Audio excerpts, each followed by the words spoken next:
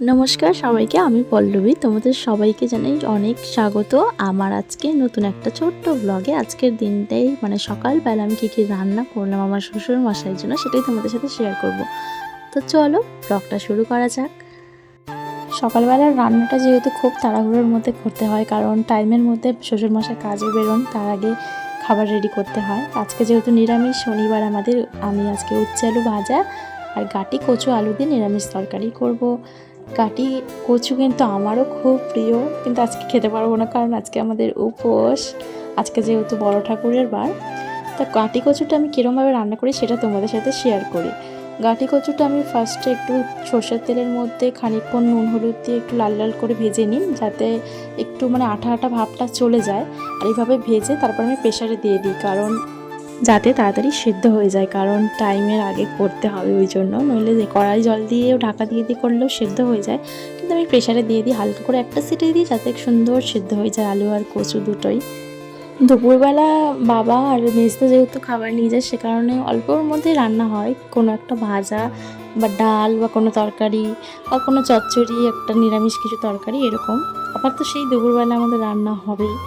তো এদিকে আমার উচ্ছে আলু ভাজাটাও বসিয়ে দিয়েছিলাম, আর কচু আলুর তরকারির জন্য মশলাটা রেডি করছিলাম। এখানে নিয়েছিলাম আদা জিরে বাটা, একটু জিরে গুঁড়ো, একটু ধনে গুঁড়ো আর লঙ্কা গুঁড়ো, হলুদ গুঁড়ো, সামান্য একটু জল দিয়ে এটা একটুখানি আগে থেকে আমি মিক্স করে রাখি।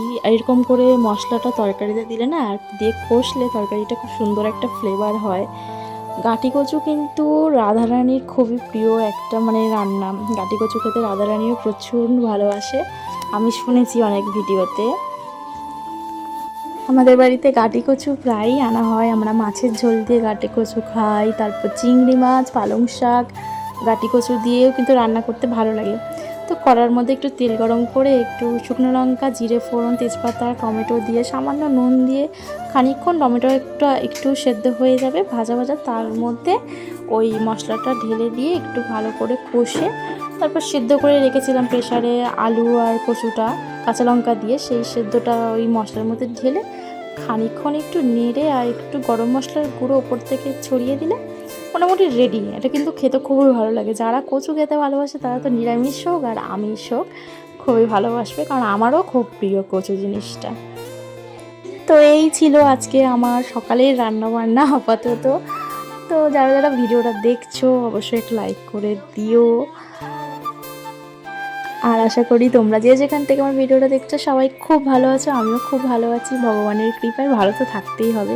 তারপর বাবা আর মেসটার জন্য আমি ভাতটা গুছিয়ে দিয়ে ওরা 7টার মধ্যে বেরিয়ে যায়।